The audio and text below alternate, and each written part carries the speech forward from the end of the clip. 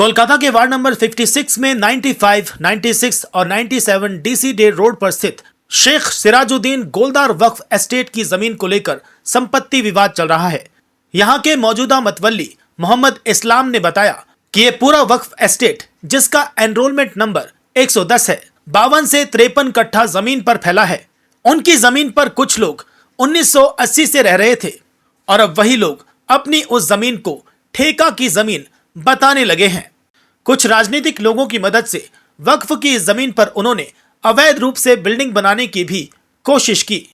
जब हमने उन्हें ऐसा करने से रोका और कहा कि ये वक्फ की जमीन है और आप यहाँ पर बिल्डिंग निर्माण कैसे कर सकते हैं, तो हमारे साथ मारपीट करने की कोशिश की गई।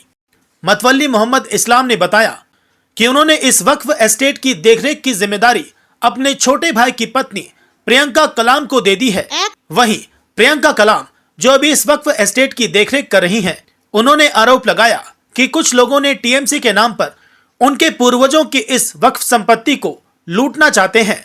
जब उन्होंने ऐसा करने से रोका तो ये लोग उनकी जान के दुश्मन बन गए और हालात यहां तक बिगड़ गए कि परसों रात उनके बच्चे को मारने को लेकर विवाद हुआ, जिसमें मारपीट की नौबत आ गई।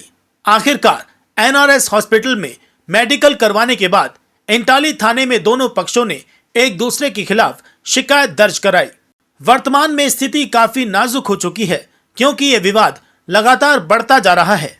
हालांकि यह मामला केएमसी और कोर्ट में भी पेंडिंग है, लेकिन मौजूदा हालात को देखते हुए मतवल्ली मोहम्मद इस्लाम और वक्फ की देखरेख कर रही प्रियंका कलाम ने मुख्यमंत्री ममता बनर्जी, मेयर फिरहाद हकीम और कोलकाता पुलिस से मदद की गुहार लगाई है और अपने परिवार की सुरक्षा के लिए भी सहयोग मांगा है। आपको बता दें कि इस मामले में दोनों पक्षों के बयान को भी जल्द ही प्रकाशित किया जाएगा।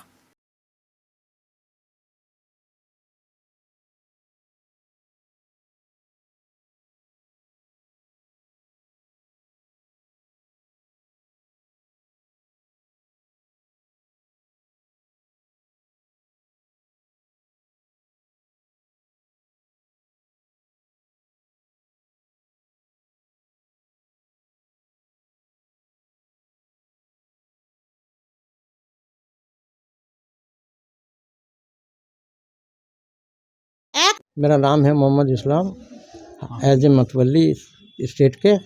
ये स्टेट है हाजी सिराजुद्दीन गोलदार के, समझ गए ना। इसी नंबर 110 95 वक्फुल औलाद है और 95, 96, 97 के मतवली हैं यहाँ के। 95, 97 डीसी डे रोड कलकत्ता 15।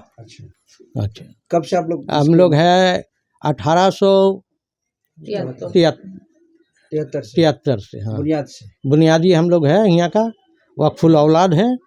कितना जगह है पूरा वक्फ का यहाँ पर? यहाँ पर लगभग लमसम है आपका 53 कट्टा।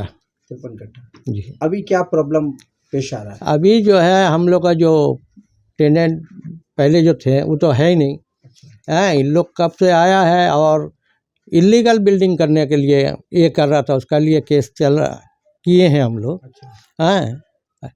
और अब हम ज़्यादा बोल नहीं सकते हैं। तो প্রেজেন্ট মাতবাল্লি আমার ভাসুর আছে, আমি আছি ওনার ভাইয়ের ওয়াইফ।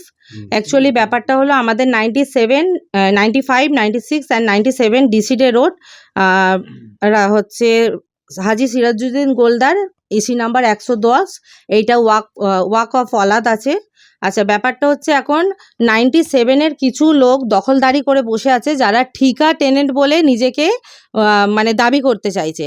ওরা 1984-এ যখন ঠিকা হয় তখন কোনো কারণ ফ্রড বশত ঠিকাতে ঢুকে যায়, কিন্তু ওদের হচ্ছে ঠিকার মানে ঠিকার ট্যাক্সের বিল ছাড়া কোনো কিছু ডকুমেন্টস নেই।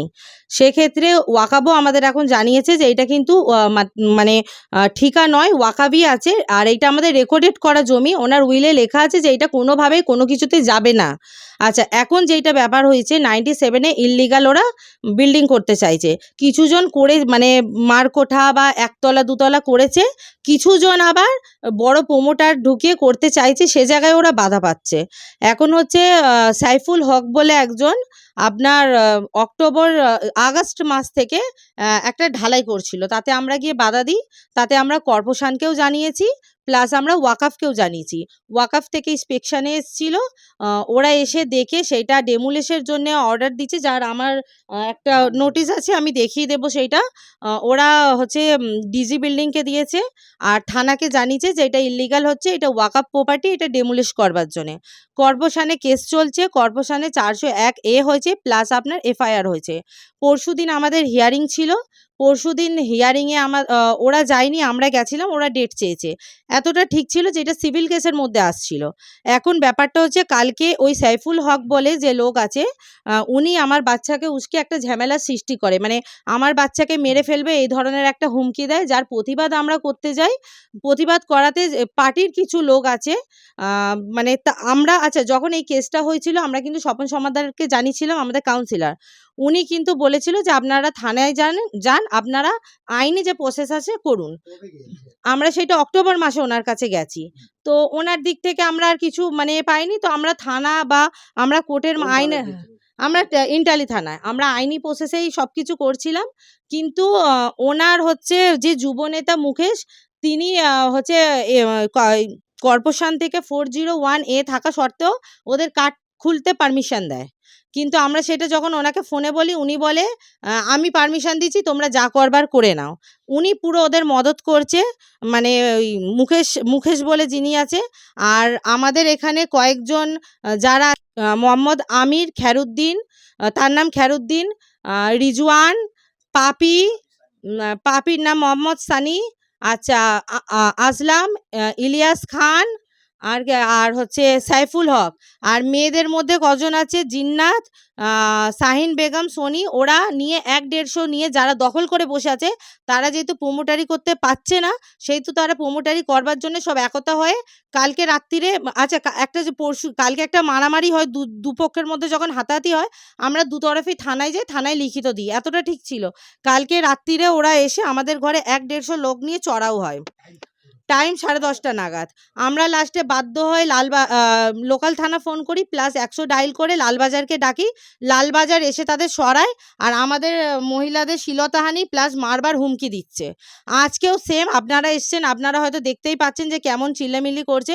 এসে এখনও তারা ঘরে ঢুকে আমাদের মারবার একটা মানে চেষ্টা করছে, আর ওরা আমাদের ঘর থেকে বের করে ঘর দখল নেওয়ার চেষ্টা করছে। পুরো ওয়াকাফ প্রপার্টি ওরা দখল নিয়ে হচ্ছে বিল্ডিং করবে। আসল মুদ্রা এই, ওরা এখন এটা ক্রিমিনালে নিয়ে গেছে মারামারিতে, কিন্তু আসল মুদ্রা ওদের এইটাই হচ্ছে ওয়াকাফ প্রপার্টি কিভাবে দখল করে এইটাকে বিল্ডিং করা যায়।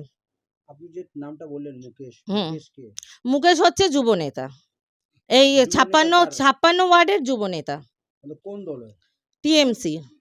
আচ্ছা, আপনি যাদের যাদের নাম বলে এরা কি সবাই টিএমসির কর্মী আছে? হ্যাঁ, টিএমসির কর্মী আছে তারা।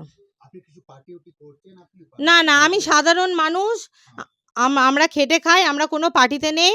ওরা এক কাট্টা হয়, যার জন্য আমাদের উপর এত অত্যাচার। কত কাঠা আছে total? আমাদের এইটা 55 কাটা হবে না, 53 কাটা টোটাল। হ্যাঁ, মমতা কিছু ব্যানার্জির agreement কাছে হয়েছে কি আপনার? আমরা মেয়র থেকে শুরু করে মমতা ব্যানার্জি সবাইকে যে ইল্লিগাল এইটা হচ্ছে আমরা চিঠি দিয়েছি।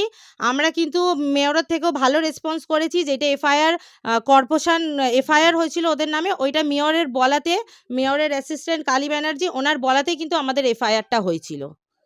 ওয়াকফকে আপনি কিছু জানিয়েছেন? ওয়াকফকে ওয়াকাফকে জানিয়েছি, ওয়াকাফ ওদের ডেমোলিশের অর্ডার দিয়েছে। এবার ওরা চাইছে যে হ্যাঁ একদম আছে, দেখাবেন আপনি কি আছে ওটা বলুন। ওরা চাইছে যে একজন করতে পারলে সবাই করবে, এই হিসাবে ওরা সবাই একতা হয়েছে। এক লাথি বুকে মারে, বুকে মারার পর আমি সেখানে পড়ে যাই। তারপরে আমি গিয়ে হসপিটালে গিয়ে এই এমসি করে এটা আমি থানায় জমা দিই। তো আপনার ছেলের নাম কি আছে? আমার জায়ের ছেলেকেই ও বলেছিল, সেই বিরুদ্ধে আমিও আমরা আপনারা কি গিয়েছিলাম। আতঙ্কতে আছেন? আমরা হ্যাঁ, অবশ্যই আপনারা তো আতঙ্কে এসছেন, দেখেছেন যে কি হারে আমাদের দরজা খুলে বাড়িতে ঢুকবার চেষ্টা করছে, লুটপাট মারধর করার চেষ্টা করছে, সব আপনাদের সামনেই তাদের হচ্ছে। ভয় আছে? হ্যাঁ নিশ্চয়, আমাদের প্রাণের সিকিউরিটি কে দেবে? আমি মুখ্যমন্ত্রীকে এইটা আপনি দাবি করছি যে আমাদের মমতা ব্যানার্জিকে আমরা দাবি করছি, ফিরহাদ হাকিম মেয়র, আমরা দাবি করছি যে আমাদের সিকিউরিটি কে দেবে? এই সমস্ত চলতে গেলে আপনারা প্লিজ আমাদের দিকে একটু দেখুন। আমি আবেদন করব Kolkata police plus Entally DC Lalbazar, আপনারা আমাদের একটু সিকিউরিটি দেওয়ার চেষ্টা করুন, এইটা আমাদের আবেদন আপনাদের কাছে। আমার তিফা সালাম, 95 দেবেন্দ্রচন্দ্র রোড। আমি এখানকার মানে মাতওয়াল্লির বাড়ির বউ। আমিও ওনার মাতবাল্লি যে আছে ওনার হচ্ছে ভাইয়ের ওয়াইফ। আমার শ্বশুর মাতবাল্লি ছিল, উনি এখন নেই। আপনারা যে এসেছেন তার জন্য শুনতেই পাচ্ছে মিডিয়া, আপনারা চলে গেলে ওরা হয়তো আমাদের মারধর করবে।